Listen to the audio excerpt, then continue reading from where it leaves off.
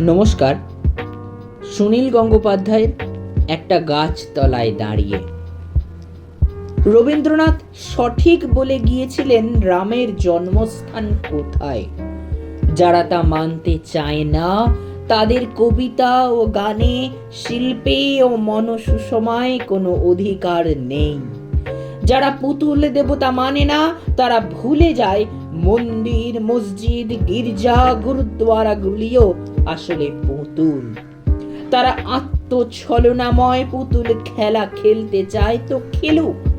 তারা বিশ্ব নিখিলের মধুরে মধুর চিনবে না কোনো দিন।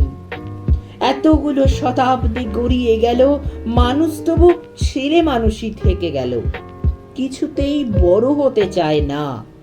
এখনো বুঝলো না যে আকাশ শব্দটার মানে চট্টগ্রাম কিংবা বাঁকুড়া জেলার আকাশ নয়। মানুষ শব্দটাতে কোনো কাঁটা তারের বেড়া নেই।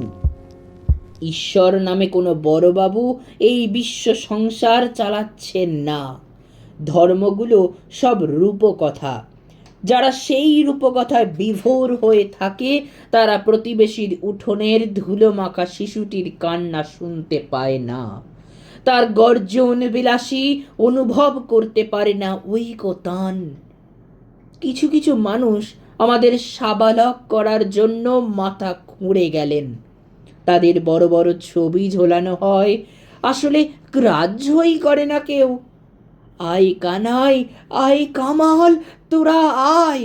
পৃথিবী ভর্তি বুড়ো খোকাদের পাগলামি দেখে আমরা একটা গাছ তলায় দাঁড়িয়ে হাসাহাসি করি। নমস্কার।